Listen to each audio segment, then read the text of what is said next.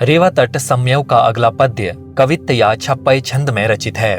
इस छंद में चामंडराय रेवा तट के जंगलों की शोभा और वहां पर पाए जाने वाले जीव जंतुओं का वर्णन करके राजा पृथ्वीराज को रेवा तट पर चलकर आमोद प्रमोद के लिए प्रेरित करते हैं। चंद बरदाई लिखते हैं, सुनहि राज पृथ्वीराज विपन रवनीय करिय जुथ, रेवा तट सुंदर समूह वीर गजदंत चवन रथ। सुनहि अर्थात सुनिए, राज पृथ्वीराज अर्थात राजा पृथ्वीराज, विपन अर्थात विपिन वन या जंगल, रवनीय अर्थात रमणीय सुंदर या दर्शनीय, कर्य अर्थात कर दिया है या बना दिया है, जुथ अर्थात यूथ या झुंड।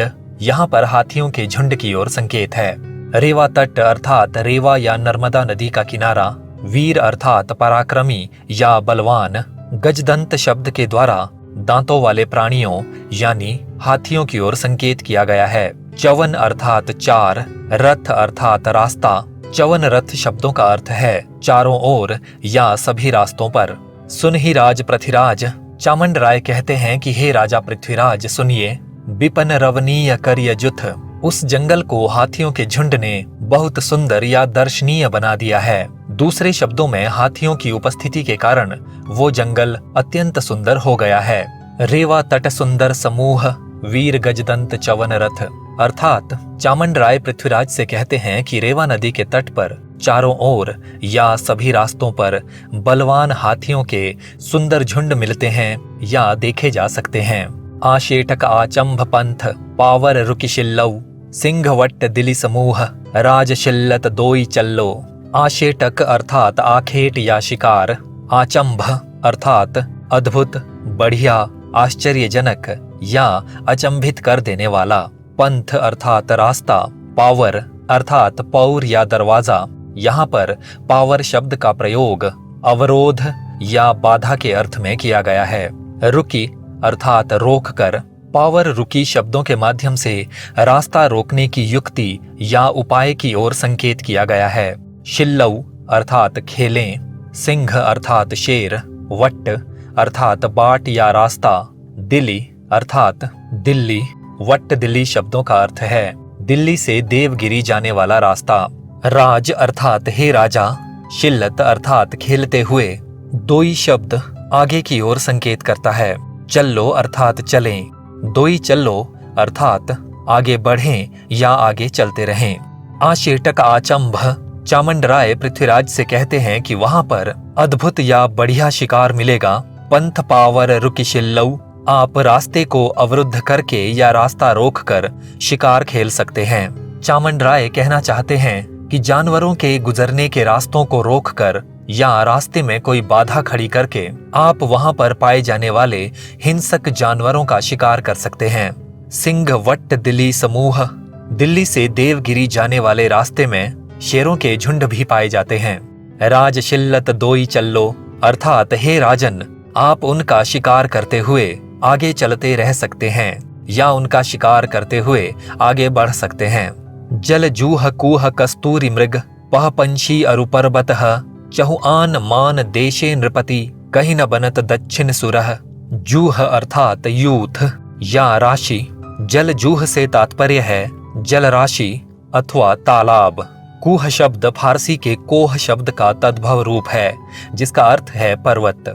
कस्तूरी मृग अर्थात कस्तूरी हिरण, पह पंछी अर्थात अनेक प्रकार के पक्षी, अरु अर्थात और, पर्वतः अर्थात पारावत या कबूतर। चहुआन शब्द का अर्थ है चौहान और दूसरा अर्थ है चारों ओर। यहाँ पर चारों ओर अर्थ अधिक उपयुक्त है। मानम अर्थात मात्रा या संख्या, देशे अर्थात देखिए, सुनिए या ध्यान दीजिए, नृपति अर्थात राजा, कहीं न बनत अर्थात कहते नहीं बनता या कहना कठिन है, दक्षिण अर्थात दक्षिण। सुरह शब्द के अनेक अर्थ लगाए जाते हैं जैसे सुरभि, शोभा, गाय या सुंदर रास्ता। यहाँ पर सुंदर रास्ता अर्थ अधिक उपयुक्त है। इस तरह दक्षिण सुरह का अर्थ होगा दक्षिण दिशा का सुंदर रास्ता। जल जूह कूह, चामंडराय कहते हैं कि वहां पर आपको अनेक तालाब मिलेंगे और पर्वत या पर्वत श्रृंखलाएं भी देखने को मिलेंगी। कस्तूरी मृग वहां पर आपको कस्तूरी हिरण भी मिलेंगे। पह पंछी अरु पर्वतः, वहां पर अनेक प्रकार के पक्षी मिलेंगे और कबूतर भी मिलेंगे। चहुआन मान देशे नृपति, और हे राजन सुनिए, वहां पर ये सभी पशु पक्षी चारों ओर बहुत मात्रा या अधिक संख्या में मिलेंगे। कहीं न बनत दक्षिण सुरह, और दक्षिण दिशा के सुंदर रास्ते के बारे में कुछ भी कहते नहीं बनता, यानी दक्षिण दिशा का रास्ता इतना सुंदर है कि उसकी शोभा का वर्णन करना ही कठिन है। इस छंद की दूसरी पंक्ति में सुंदर समूह शब्दों में अनुप्रास अलंकार है। तीसरी पंक्ति में पंथ पावर शब्दों में अनुप्रास अलंकार है। पांचवी पंक्ति में जल जूह कूह कस्तूरी शब्दों में अनुप्रास अलंकार है। यहीं पर जूह कूह शब्दों में पद मैत्री भी है। रेवा तट सम्यव का अगला पद्य दोहा छंद में रचा गया है। चंद बरदाई लिखते हैं, एक ताप पहुपंग को अरु रवनीक जुथान, चामंड राय वचन सुनी चढ़ी चढ़ियो चहुआन। ताप अर्थात कष्ट, पहुपंग राजा जयचंद को कहा गया है। पहु का अर्थ है प्रभु या राजा, पंग अर्थात पंगु या लंगड़ा। इस तरह पहुपंग का अर्थ है लंगड़ा राजा। राजा का ये लंगड़ापन शारीरिक रूप से नहीं था, बल्कि कहा जाता है कि राजा जयचंद की सेना इतनी विशाल थी कि पूरी सेना को साथ लेकर चलने पर राजा जयचंद की गति किसी लंगड़े इंसान की तरह धीमी हो जाती थी। इसीलिए राजा जयचंद को पहुपंग भी कहा जाता था। अरु अर्थात और, रवनीक अर्थात रमणीक, सुंदर या दर्शनीय। जू शब्द का प्रयोग वह के अर्थ में किया गया है। थान अर्थात स्थान या क्षेत्र। चामंडराय पृथ्वीराज चौहान के एक सेनापति हैं, जो राजा पृथ्वीराज को रेवा तट पर चलने के लिए प्रेरित कर रहे हैं। वचन अर्थात वचन या बातें, सुनी अर्थात सुनकर, चढ़ी चढ़ियो अर्थात चढ़ चले या तुरंत प्रस्थान की आज्ञा दे दी। चढ़ी चढ़ियो शब्दों का प्रयोग तुरंत चल पड़ने या तेजी से चल पड़ने के अर्थ में किया गया है। चहुआन अर्थात चौहान या पृथ्वीराज चौहान। चंद बरदाई लिखते हैं, एक ताप पहुपंग को रेवा तट पर चलकर शिकार खेलने के लिए प्रेरित करते हुए चामंड राय पृथ्वीराज से कहते हैं कि इससे एक तो राजा जयचंद को कष्ट पहुंचेगा, अर्थात आपकी शक्ति, आपकी शोभा और आपके आमोद प्रमोद के बारे में सुनकर राजा जयचंद मन ही मन कुढ़ेंगे या उनके मन में जलन और ईर्ष्या की भावना पैदा होगी।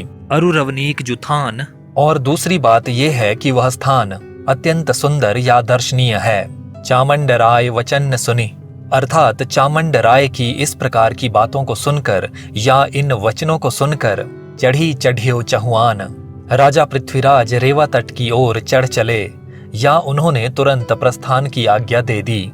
वास्तव में राजा पृथ्वीराज ने महसूस किया कि रेवा तट पर चलकर शिकार करने से उन्हें एक तो उस सुंदर स्थान की शोभा देखने को मिलेगी और दूसरे उनके शत्रु राजा जयचंद का मन जलेगा। इसलिए वे उत्साहित होकर तुरंत ही प्रस्थान करने की आज्ञा दे देते हैं। यहाँ पर चढ़ी चढ़ियो चहुआन में च की आवृत्ति होने के कारण अनुप्रास अलंकार है। रेवा तट सम्यव का 13वां पद्य कवित्त या छप्पय छंद में रचित है। चंद वरदाई लिखते हैं, चढ़त राज पृथ्वीराज वीर अगिनेव दिशा कसी, सब भूमि नृप नृपति चरण चहुआन लग्गी धसी। चढ़त अर्थात चलते हुए या प्रस्थान करते हुए, राज पृथ्वीराज अर्थात राजा पृथ्वीराज, वीर अर्थात योद्धा, अग्निनेव दिशा अर्थात अग्निकोण दिशा। वास्तुशास्त्र के अनुसार दक्षिण और पूर्व दिशाओं के बीच की दिशा को अग्निकोण कहा जाता है।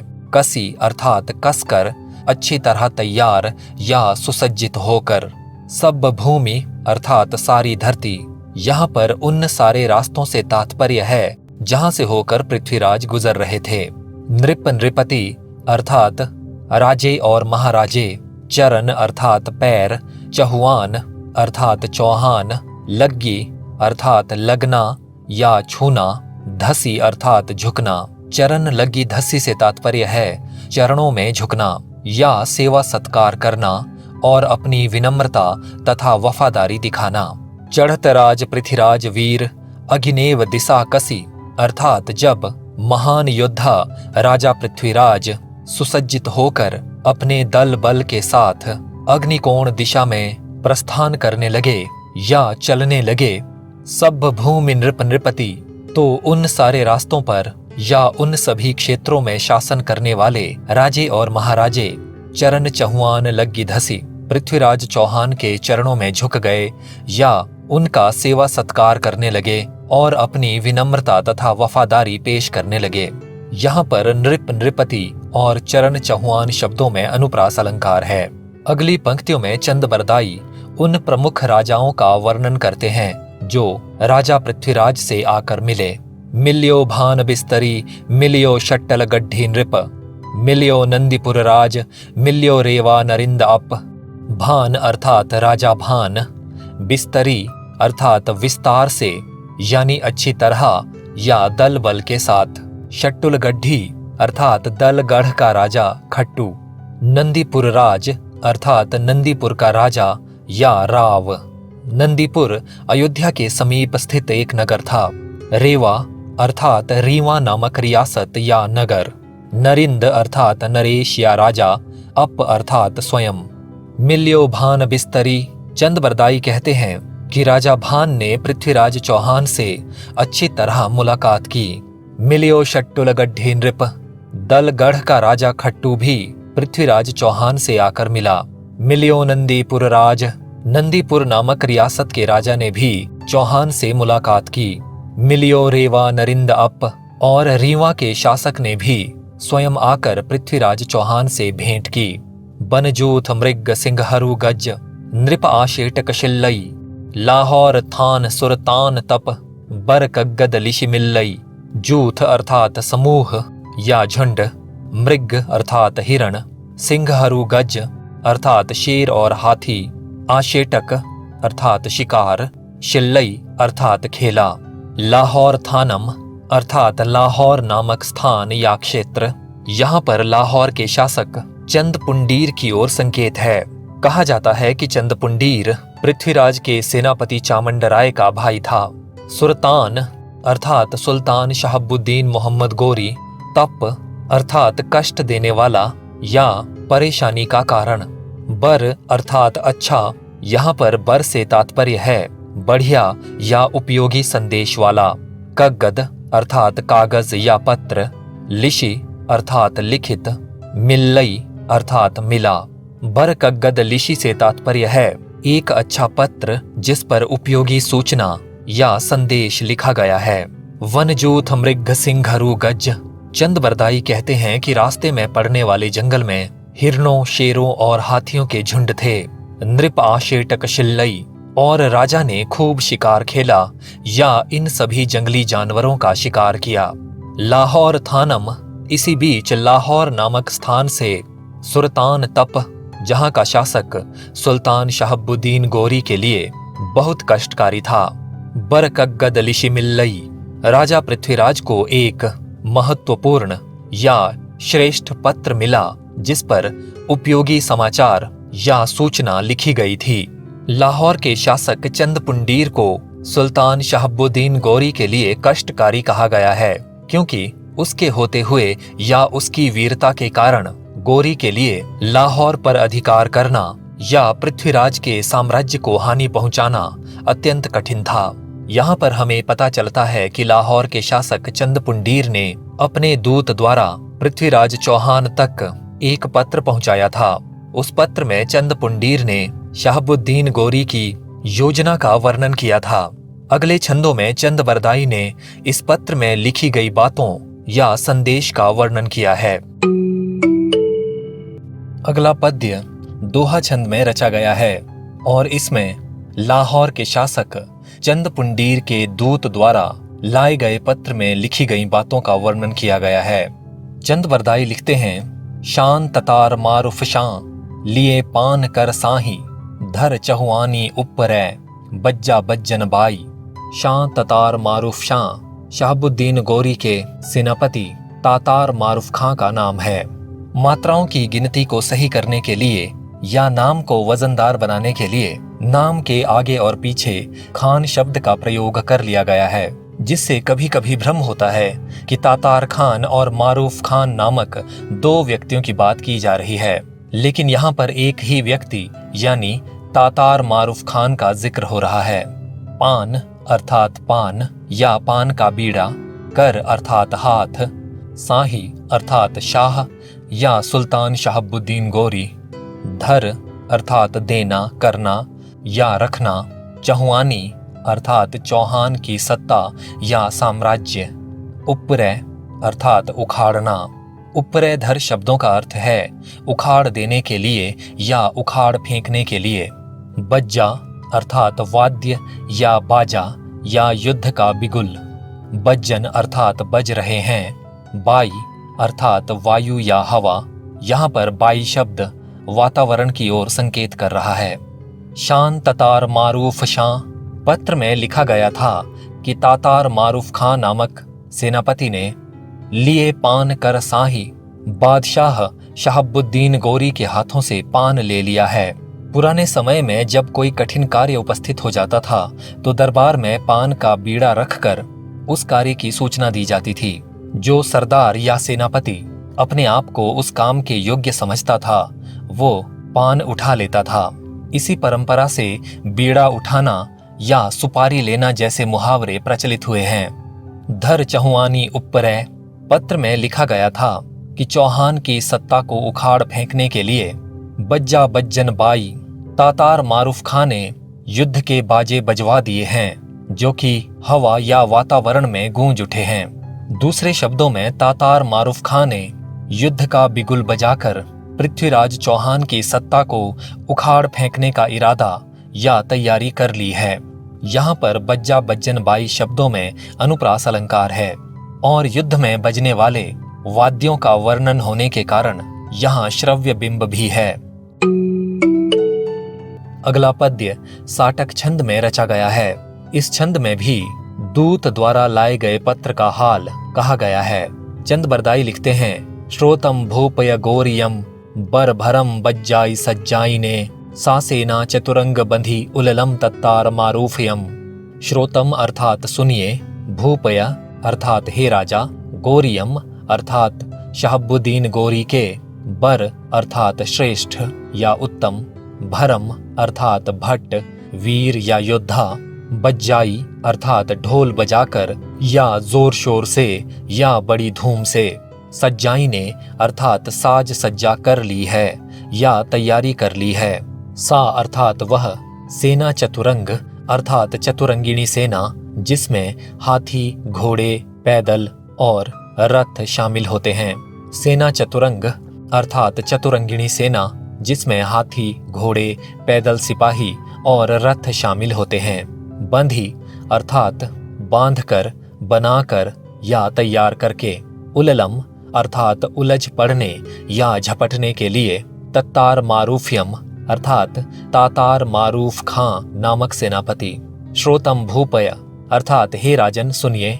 गोरियम बर भरम, शहाबुद्दीन गोरी के श्रेष्ठ और उत्तम योद्धाओं ने, बज्जाई सज्जाई ने बड़े जोर शोर से युद्ध की तैयारी कर ली है या अपने अस्त्र शस्त्रों को संभाल लिया है।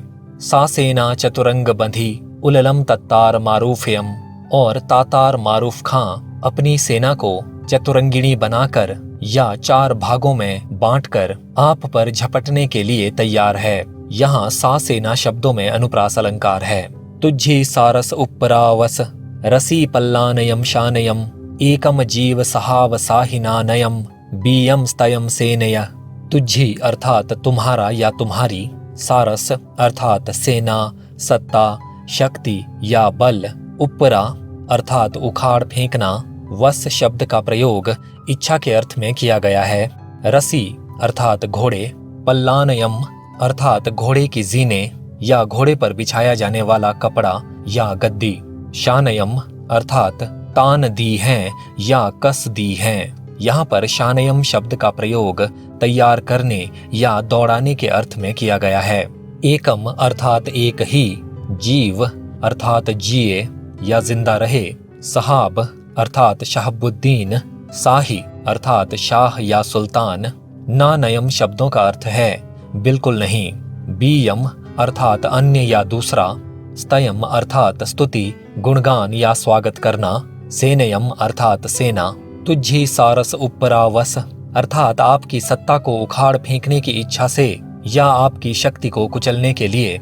रसी पल्लानयम शानयम, शत्रु घोड़ों की जीने कसकर तैयार हैं या शत्रु जीने कसकर घोड़ों को दौड़ा रहे हैं। एकम जीव सहाब साहिना नयम बियम, अर्थात केवल एक सुल्तान शहाबुद्दीन ही जीवित रहे, कोई दूसरा बिल्कुल नहीं। स्तयम सेनयः, ये कहते हुए गोरी की सेना अपने सुल्तान की स्तुति या गुणगान कर रही है। दूसरे शब्दों में शहाबुद्दीन गोरी की सेना उसकी जीत की कामना कर रही है और जय घोष करते हुए ये इच्छा जता रही है कि शहाबुद्दीन गोरी के पराक्रम और उसकी शक्ति के सामने कोई दूसरा राजा ना टिक पाए। यहाँ पर सहाब साही ना नयम और स्तयम सेनया शब्दों में अनुप्रास अलंकार है। इस छंद में अनेक प्रकार के दृश्यों और ध्वनियों का वर्णन होने के कारण दृश्य बिंब और श्रव्य बिंब भी हैं।